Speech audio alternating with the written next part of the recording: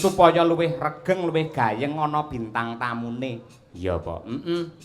Ya kuwi Mas Gareng Kabul saka Pacitan. Iya. Kuwi prasasak ra tau mulih ning Ponorogo ae terus. Karo iki bintang jane mbiyen kerep amor karo awake dhewe ning beberapa purnama iki ora kumpul karo Madangkara. Ya. Mbak Elisa Urcarus Halasu. Pancen tak sengaja kok, Nduk. Ora tak wenehi job. Sebabe apa? Mbak Lisa sampean yen urung putus karo pacare ora tak jak wayang aku. Saiki alhamdulillah wis pedhot. Jomblo neh dhek wisan. Ha iya. Mula direwangi ngejam-ngejim lek nggih nggahke rega to kuwi. Ha iya. Alhamdulillah luar biasa. Elok temenanan iki meriah. Men saya renggep regu Mas Gareng wis lenggah. Ya. Monggo dibarengke wae Mas Gareng Pacitan bersama Mbak Elisa Urcarus Alasu Cahyo Kuntadi. Yuk. Jumeneng bebarengan. Ayo coba. Lagi iki lho wayangan diringi drone saka Iran ya iki. Wong nyambut gawe wong diringi bom. Ha iya. Oh, kaya ngene nyambut gawe nek Dong Banteng, Mas. Nggih. Ngeri banget. Lah ngopo? Kokono banter kene banter. Kono ya swarane kaya ngene. Ha iya. Miris. Kayak iki sideme kapan, Mas? Iya.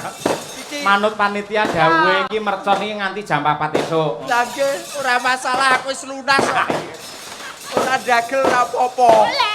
Sing penting becone entek yo. Nggih, ya. Iki slamet ra to, Nduk? Selamat Mas, tenangno pikirmu. Iki slamet tenan Kok to nek ora? wedi tak kempet kowe ndelekone kene. Oh ya. Iki slamet tenan apa ora to, Mas? Selamat wis rahayu, wilujeng. Nggih. Tenangno pikirmu. Tombo teko lara minggat. Ora Selamat muga-muga. Iki pakurmatan kagem panjenengan lho. Ya kurmat kancane lho keweden, Mas. Lah ngopo? Lah iki lek bledos nendasku ora entek. Oh ya, jan Ora, tenan. awake dhewe iki malah diajari bersyukur marang Gusti ingkang nyipta jagat. Lah kok ngoten? Sing biasane perang kaya ngene iki lak Timur Tengah. Nggih, leres. Iran, Israel musuh karo Amerika. Nggih. Upamane ning Indonesia nek perang kaya ngono, wayangi tidak ada. piye nasib awak dhewe ning nganti wayang? Ya awake dhewe nasibe ya gur delak-delik ning jero gentong. Makane aja nganti ana kaya ngono ning kene ya Mas didongakne. Ayam tentrem, karturo-tro rahardro. Katurora. Katro trentrem lan raharjo. Kabeh ayam trentrem Tentrem nyawiji gotong royong. gotong royong. Ya ngono kuwi dongane, sing penting dongane, salah koto-koto wis biasa. Kata-kata. Rasah mendeli. Ya ora Aku ki nyawang kamu tuh pusing lho aku janjane. Lah nyapa? Motomu ning ndi ngono lho. Lha motoku nang kene. Lah kan kalau Gareng itu enggak tahu iku maniknya itu ning ndi ngono kan mumet aku lene. Kowe pengen arep dudoi manikku ngerti nggone piye? Iya Mas. Culeken. Oh kok nyambut gawe karo iki ping pindho ameng-ameng nyawa terus, Mas. Lah pancen ciri khas Gareng niku lak kira. Kena diarani tegese teng mriki Kedung Bateng ke kedunge wong seniman, kedunge wong budaya sak kutha Ponorogo. Iki kabeh iso budaya iso seni kabeh. Elok. Mula kena diarani jenenge kene iki jenenge Desa Lepen Bison. Lepen bison kok iso lepen bison. Kedung ki apa? Kedung Lepen. Lepen. Bison. Pantai. Nah. Alah kok tegese ayo kuwi Lepen Bison. Lepen bison Mula- kedung panteng. kabeh. Nggih. Nadyanto Mbak Lisa sampun dangu sanget Dong Banteng menika mboten wayangan. Nggih. Ning Leres. menika sampun menjadi cita-cita warga masyarakat akhirnya bisa terwujud pada malam hari ini. Nggih. Dengan presani sak lapangan penuh kaya ngoten niku Dong Nggih, Banteng. banget tumplek-blek aku ra iso melebu tadi sampai parkir nih aduh. Kita di mau masuk sini kudu biak pe nuntut. Ora sangalih rene sik. Nggih. Kono Sik, kono. Rene sik. Kono. Ora. Mumpung rong Mei rene sik ayo. Kono melu bapakmu kono. Melu kono. Sik, piye Aku tuh piye. enggak Izin Bu. Halah ora usah izin. Bebas. Bu Kesi liyane santai ngene lho. Kon. Ngene, sampean ngomong piye mau? Jodoh piye? Aku kan tanya, kan tadi aku ngomong-ngomong. Terus Pak Cahyo nggak tahu. Nggak tahu. Nggak Terus? tahu. Nggak tahu. Pantes nggak tahu soalnya jodoh emang nggak ada yang tahu. Yang tahu siapa? Yang tahu sih Maha Kuwasa. Tuhan Yang Maha Esa. Yo. Toh. Itulah keagungan Tuhan Yang Maha Esa. Awake dhewe kudu bersyukur. Makanya. Apa wae wis saka pucuk rambut jempol sikil ditata kanthi apik. Leres. Jari iki lho, Mbak. Nggih. Driji wae digawe pisah-pisah ngene, ora mlumpuk dadi siji. Nggih. Lek mlumpuk nggih mangan angel to. Angel. Lah, ngopo sebabe jari iki digawe pisah-pisah ngene? Apa Pak sebabe? Demno rene, men iso ngene lho dadi. Pak Cahyo. Bentar. Apa? Aku iso sulapan. Sulapan piye? Aku iso gawe parfum, toh. Pak Cahyo seneng wangi apa? Wangi stroberi. Strawberry ya. Iya, 1, 2, 3. Nah, coba dibau. Wangine apa? Ora nek wangine apa-apa. Alah, delok. Alah, strawberry kok. Reng, gareng. Ngopo? Tak omongi. Ngopo? Iki rata isui 7 dina. Nggih. Cobi jajal kula ambuke Mas, cobi Mas. Nah, Nek oke. jenengan mau ambune napa? Stroberi. Stroberi jajal. Oh, nggih. Apa? Lah kok pesing ngene to. Kok malah pesing ra ngono. Ora sia-sia lho ini dalang idolaku. Pak Cahyo ku tadi. Ayo. Ya ora mung idolane jenengan. Lah, kok piye? Idolane warga masyarakat Ponorogo, Nduk. Spesial ya. Ya spesial. Mulane penonton sakmene oke, ya menunggu beliaunya, kiprahnya beliau sabetane piye apa neh nyabetke atiku, Mas. Waduh. Wis ayo. Awakmu kuwi rasa ngono. Apa? Lek Mas Cahyo ki kan ya wis enek Bu Kesi. Ya ben, Loh. 1-1-2-2. 1 buat Sukesi Rahayu, tapi 2 untuk Elisa selamanya. Waduh.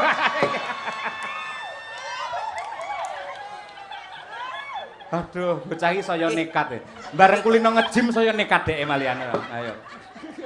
Kowe upamane Pak. dadi bojo sing kedua ya isih tetep tresno karo Pak Cahyo. Alah ya jelas tresno dino iki cacahe piro? Ana 7 ta? Ana 7 tak gawe beda-beda. Senin Selasa Senen, Rebo. Senen. Senantiasa mencintai Cahyo Kuntadi. Selasa. Ayo terus ora apa-apa. Terus. Ayo. Selasa, walaupun ngene iki ramene tapi Selasa milik berdua. Terus. Cuman buat berdua aja.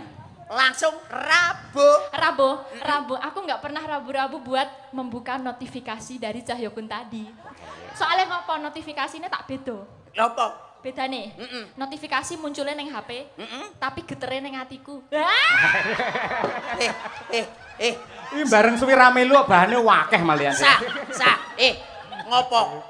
Ah. Berarti sing geter nek kene iki kae atimu to? Ah? Sing geter Ati ki neng kene kok neng kene. Neng kene. iki mau Rebo, bar ngono Kamis. Chemistry-nya tuh selalu nyambung, mesti langsung jodoh chemistry-nya Pak Cahyo Kuntadi ro Elisa Orcarus Alaso. Ya Allah. Berarti kamu itu chemistry-nya sama Mas Cahyo Kuntadi luar biasa. Wis Biyen pas duwe pacar rawani omong ngono kuwi dhek. Lah ya beda ana kipere ana satpame, sekarang kan free gitu loh. Jumat semua. Apa? Jumat ki lagu. Jumat kamu sayangku di dunia ini. Cuma kamu sayangku di dunia ini. Lek mau aku wis seneng tenan bareng saiki rada ragu-ragu. Ketoke kentuk iki malian iki. Kentuk ki apa? Kentuk ki apa kentuk? Wanita yang cantik itu namanya kentuk. Nah, wanita yang cantik itu namanya Enggak bohong, tenang. Enggak bohong tenan. Swear. Lho takono wong Ponorogo ngono kuwi. Kentuk napa Pak Bu? Cantik. Kula kentuk. Kula kentuk mboten. Kentuk banget. Ya pancen aku pancen sak kentuk-kentuke wanita. Si paling kentuk dhewe, tapi aku ya kudu menghormati, Mas. Menghormati kan aku sapa? nomor loro. Sing nomor 1 Bu Mbak. Sukesi Bu Rahayu. Sukesi. Berarti kudu sing kentuk beli. bisa. Ya di voting dhisik to, di voting. Bu Sukesi kentuk apa ora ngono. Ora rawani kentuk, Bukesi kentuk napa mboten Pak Bu? Kalau Elisa kentuk napa mboten? Kentuk. Oh, berarti sing kentuk aku. Maaf ya, Bu. Pancen sing paling ayu kentuk dhewe Elisa Orcarus Alaso si Ratu Kentuk. Paling kentuk. Alhamdulillah. Alhamdulillah. Ya. Terus apa mau terus e? Tekan apa sih tadi? Sabtu. Sabtu, cuman kamu Sabtu-Sabtunya di hatiku. Minggu. Apa keri dhewe? Kowe apa urung Minggu. ngerti to, Sa? Minggu prai. Eh. Di saat dianjurkan pemerintah minggui prai Sik jalan-jalan. Sa, kuwi mau Senin wis. Wis. Selasa wis, Rebo wis, Wis. Kamis wis, Jumat Wis. wis, Sabtu ya wis. Iki saiki kari dhewe Mas Cahya ya. Ah. Minggu. Minggu ki prai dianjurkan pemerintah prai dienggo jalan-jalan pijet nek kesel. Lah jaremu mau Sabtu satu untuk kamu. Iya, Lah sama terus saiki Sabtunya. Minggu. Minggu dianjurkan pemerintah tanggal abang prei. Wayai pijet, opo lah sak karepmu. Tegese iki ya artine kaya kuwi mau lek Sabtu satu untuk kamu, ngono lho.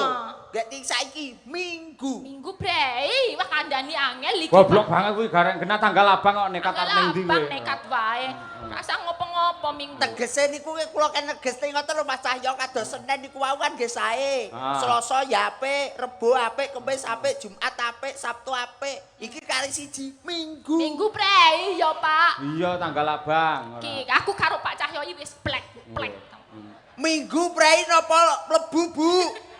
Ah, ki plek.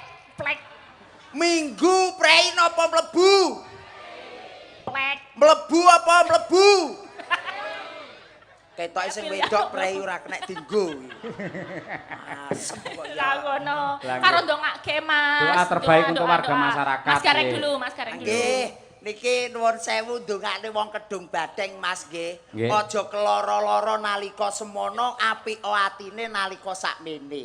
Nggih. Mula mbiyen keloro-loro artine niku barang sing ora bener nemplok ning kawasan mriki. Ning alhamdulillah dulur Kedung Badeng sakmenika manggih kawilujengan kebagaswarasan selamat donya, selamat akhirat. Allahumma Amin. karek awakmu. Selanjutnya Mbak Lisa, ayo doa yang Aku ya terbaik. doane kaya mau kan khas ciri khas kene pangtung. Pantun. Pantun. Pangpung. Pantun. Golek greweng cacahe siji. Golek kreweng cacahe siji. Ya, masyarakat Kedong Banteng tansah nyawiji. Amin. Golek greweng cacahe enem. Masyarakat Kedong Banteng tansah ayam tentrem. Golek greweng ning wetan. Nyangitan. Golek greweng nyang wetan. Terus? Masyarakat Kedong Banteng diparingi ketentreman. Golek kreweng rupane ireng. Apa tegese? Wong sak Kedung Banteng sing wedok muga-muga meteng bareng. Aduh, lah yo repot nek meting barang bidane piye? Ya ketok ndase didelepne neh. Kok ngono ra. Mawar kuning. Mawar kuning. Muga-muga dulur Kedung Banteng ingkang badhe minggah kaji Nggih. dados haji ingkang mabrur. Amin ya rabbal alamin. Nggih, Nggih. Pak Cahyo dan nanti juga akan berangkat kapan, Pak? Insya Allah tanggal 3 Mei. 3 Mbak Mei, Lisa. semoga lancar semua, Nggih. Pak Yoyo. Nggih. Wis dadi haji, so aku ra iso mbajul meneh aku. Oh, profesional loh Mbak. Ora Haji enak. itulah ibadah. Haji itu Lah, kan wayangan ya tetap wayangan. Iya. Oh gitu, tetap boleh gitu. Boleh tetap. Ya enggak enak lah. Izin, Bu. Izin Bu aja. ngono. Izin, Bu. aja. kowe iki ngomong kok ngono ki somong nang mbok wek iku lho. Lah kan aku juga dulu besti juga lah. Nggih, nggih. Iya. Lan kula anu Mbak Lisa nyuwun pangapunten dumateng sedaya para warga masyarakat ing Ponorogo sedaya kemawon kalebet ingkang ngejob kula ing bulan Mei mboten saged kula tampi. Kula nyuwun agunge samudra pangaksami. Mangke sampun wonten gantosipun wonten guru kula Mas Anom Dwija Kangko ingkang minangka sesulih mekaten. Oke. Spesial ngene Mbak. Bu Kesi, ayo karo anu Mbok Enom Bu Kesi. Ayo iki. Oke. Oh, Iki lek duet wong loro mantap lho Reng. Lagi ngeten iki lho, wong ngeten iki jarang sanget lho, Mas Cahyo. Lah iya. Biasane ndek bojo loro ki sing sitok ijir-ijiran bae ngoten. Heeh. Ning nggih bengi niki muga-muga ora. Ayo. Dongakno Mas, aku yo deg-degan ini padha wae. Ya apapun deg-degan iki Ya. kene kudu nesune mboten umum. Sini kok ya. Ayo, Asline ora. ya ngempet kok ya. Iya. Ya kok Biasane spesial engko bawane Pangkur Semarangan duet Mbak Elisa karo Bu Sukesi Rahayu mawar kuninge terus berdua. Lho, kaya ngono kuwi. Elisa, Iya, Bu. Kamu tenang aja sama Bu Pripun? Kesi. Nggih. Kalau di panggung, di pegelaran malam hari ini, Pak Cahyo itu milik umum. Oh nggih. Sik, Bu, Jadi- sik. Dalam- Omonganmu ra penak. Milik umum mak padake WC ngono piye iso? Boten, jadi kita itu harus profesional kerja. Oh, kuwi. Teng panggung niku guyonan panjenengan malah tak anjurkan Nggih. untuk berdialog kalih bintang tamu, Betul. guyon maton, nyerempet sithik, ndak apa-apa. Mergo atiku ki wis tak siapke dadi bojone dalang niku Mbak Iya, Elisa. iya. Atine kudu jembar, padang lembah manah ora kena cemburuan. Lek cemburunan, wah lek kurabi karo Pak Cahyo ora bertahan 16 tahun. Ya ra? 16 tahun loh Mas Gareng. Iya lumayan. Ning asline yo ngempet tok. Hei, Ora ngompori ah Mas Gareng ki lho. Reng. Asline yo ngempet. kowe aja ngawur, Reng. Nun Apa? sewu, lek aku ora tanggapan karo Bu Kesi. Nggih. Anak-anak tak kon ning omah, aku lunga berdua. Kalih Bu Kesi, lho Pacaran. ning mall ngono kuwi. Ya. Mesti mesra romantis tak gandeng tangane. Nggih. Lho, jenengan kalih Mbak Kesi. heeh. Angger ning mall mesti digandeng. Gandeng. Mergo lek ora tak gandeng ora tak cekel tangan. Kuwi njupuki apa-apa deh. Tak kira nek mesra ngono plane. Ayo Tak toh. kira Tapi kok. mesrane mung karo awakmu El. Mosok enggak Tenan. gitu, Bu. Neng aku umpama tenan karo awakmu aku malah beneran kok El. Kok beneran diribet lho, Bu? Penak tanggung jawabku iku ngopeni bojo sing kaya ngono gagahe iku penak. Engko misale aku kesel, awakmu sing genti mijeti. Loh, bojo dalang kuwi wah remangsamu abot lho El. Ladenane kuwi abot. Kadang-kadang lek esuk nyuwun susu. Awan nyuwun kopi. Oh. Bengi nyuwun wedang jahe. Lah aku lek mendina nglayani dhek kan yo kesel to El. Repot nggih, Bu. Repot. Oh, jadi Lagi bagi iki lho. tugas. Lagi iki nyeluk bojone iso dheke lho. Iki Elisa karo Bu Kesi padha wae asine iki ora. Lek omong do teng tepet cotot kabeh ora.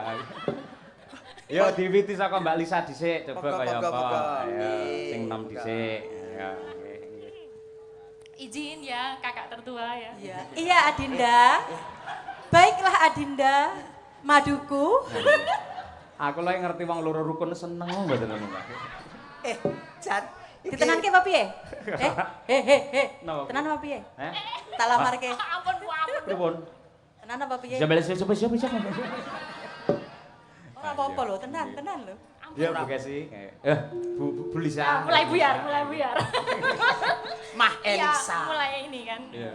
Monggo. Mingkar mingku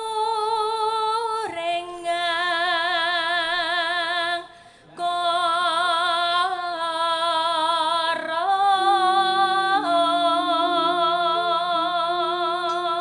Para penonton tepuk tangan untuk Mbak Elisa luar biasa. Dudu wong Jawa ning suarane Jawane. Ayo. Istimewane teng Ponorogo niki Mas Cahyoku tadi. Nggih to. Wong yang ngendikan niku Mbak Elisa nggih Bu Kesi. Nuwun sewu Nggih. kena diarani jarine wong kene ting pecotot. Ning yen nembang niku suwantene jos. Saya sangat. Boten kula niku sak gaduk-gaduk niku nggih belajar kepada kakak tertua ini. Nggih. Inspirator saya. Sagadu-gadu ki apa to, Sak Dik? gaduk-gaduk itu sebisa-bisanya. Aku kok Sesampai-sampainya segaduk-gaduk. sesuk karo kakak dolan ning mall Iya. utawa dolan ning Taman Juruk. Oh, iya. Tak warai tata basa sing apik ya Oh Cahayu. iya, Mbak Yu. Rukun to, Pak? Sik, Piye? kok sik to Rukun hubungane Taman Juruk karo basa ki apa to? Monggo Taman Juruk ngen binatang lho kuwi ora. Wong kula ngomong niku wau nggih bingung lho Bu Kesi. Pripun? Wong kok sak gaduk-gaduk padahal jenenge gaduk ki mak tuk-tuk niku gaduk-gaduk. Piye, Mas? Sak gaduk-gaduk. Gaduk-gaduk kok gini? Lek gaduk-gaduk ki jotos kiwa tengene gaduk-gaduk. Oh ya. No. Lanjut, Mbak. Akarono karenan marti si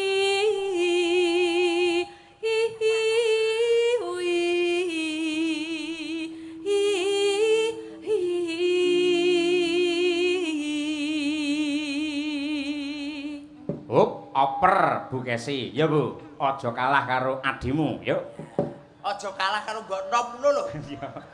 Kok iso adimu kuwi kok. Gareng iki ora ya. Bapak Ibu, jenengan lek Pak Cahyo mendua ngoten setuju mboten? Setuju. Sajae. Piye to wong dong bantengi ora. Iso Malah yo. setuju. Loh, kula jane pengen nyuwun presa lho. Panjenengan niku alasane napa kok iso mempersilahkan Pak Cahyo mendua Elisa dan Kesi niku alasane napa, Bu? Coba Ibu Eni kok sing kudungan oren. Napa, Bu? Wah, ora iso jawab kok. Wedi kabeh tak tenani. Nggih. Lah iya, karepe jenengan men enteng gaweane ngono lho Bu Kesi. Dadi engko Senin Selasa Bu Kesi, Rebu Kemis Elisa, terus Jumat Setu engko Bu Kesi. Lah Minggu tak nggih pijet ngono. Loh, pancen ya ngeten lho, memang poligami itu diperbolehkan. Betul, betul. Tapi dengan catatan mbok wek iku kudu setuju, ya toh? Merestui, ikhlas lahir batin. Malam hari ini disekseni waraga masyarakat Ponorogo Kedung Banteng, Pak Cahyo tak ikhlasi lahir batin lho. Piye tok tok tok tok tok tok tok tok tok tok tok tok.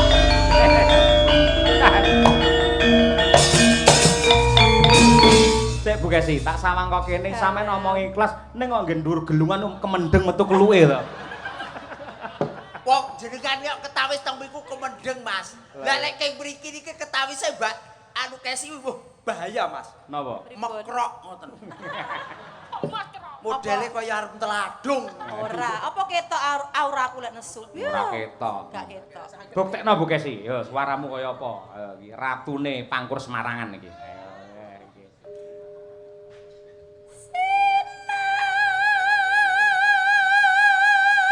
Terus sayang.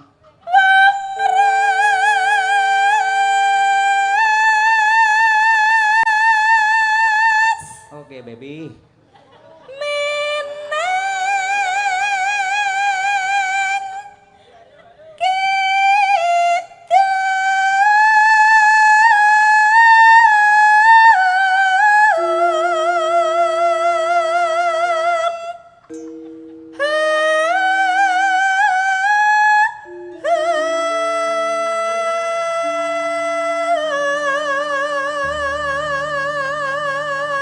Unggah keneh Bu Kesi.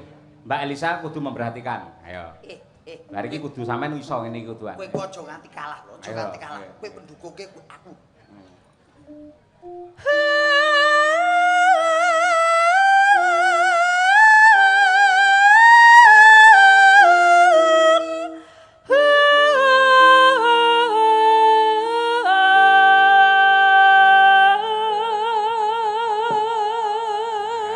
Tepuk tangan Bu Kesi. Oh, istriku memang luar biasa.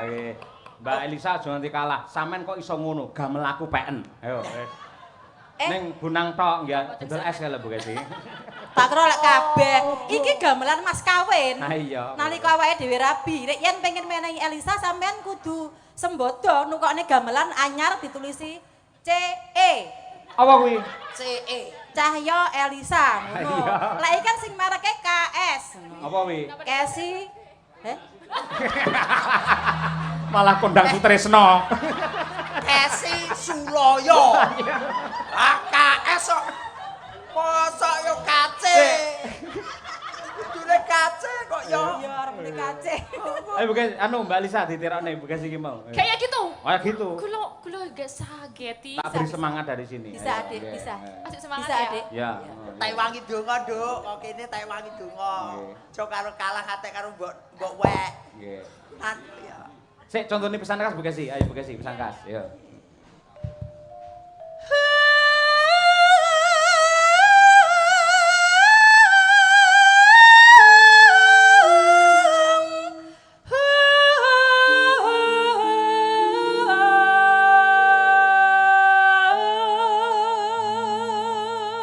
Oke, selanjutnya yuk Nadia Arina, yuk. Nadia Arina. Elisa. Pegang tangan dulu. Ya. Asik. Alah karepmu. Sabar. Inna hama asobirin. Kok sabar dadi kekasih. Sekali merdeka tetap merdeka. Padung tak supporti kok ngono kok malah. Ayo sa, ayo. merdeka, tetep Coba sa. merdeka. Map sa, ayo sa, ayo. Piye? Salim.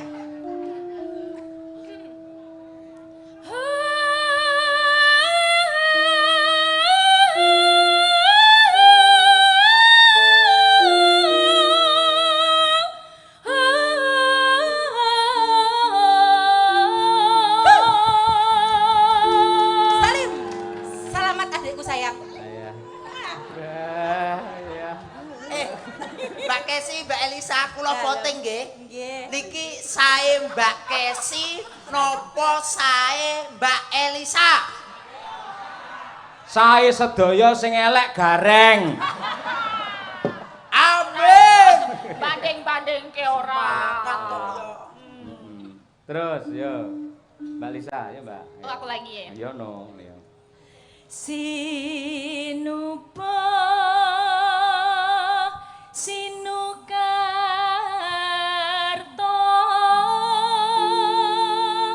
mreh kretarto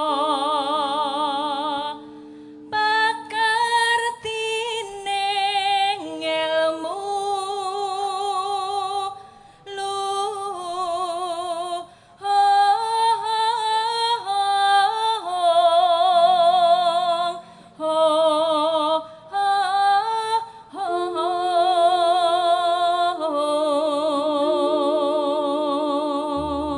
Mangga buka es.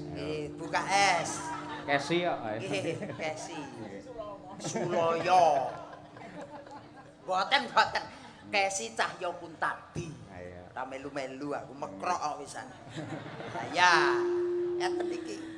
Kang tumrap ning tanah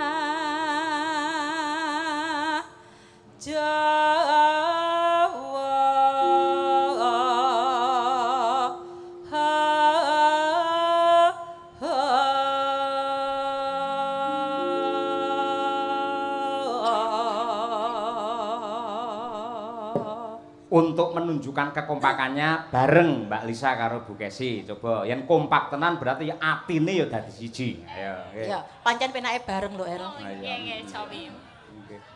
Ayo Yo. sayang. Ji, rok lu. Agama agemeng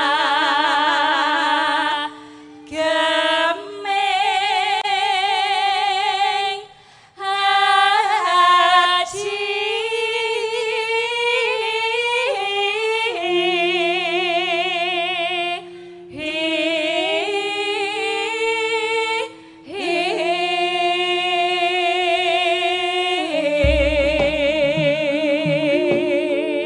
Para lenggah tepuk tangan untuk dua-duanya luar biasa. Serasi kompak seimbang dan Matur nuwun. terasa. Ayo nggih. Mugi-mugi warga masyarakat Kedung Banteng mriki terhibur, atine seneng, terus tahun ngarep nanggap wayang Pak Cahya Kuntadi maneh. Bajute adalah mawar kuning. Mbak Elisa nembang mawar kuning saged? Saged. Nah, bonus 100.000 rene ya. Alah. Ya ampun, aku ya melek to ya. Bu Kesi, mawar kuning saged? Saged. Mriki kula iki luman ya karo wong-wong nggih. Matur nuwun Pak Dalang. Mas Gareng, Dalem. mawar kuning saged? Boten. Nggih pun, nggih. Mang merongos mriku. Ora masalah, terah yo nasib kelek sobek yo ngene iki ora masalah. Yang penting kula tesih hoping kali Mbah Wo sekuwung ya.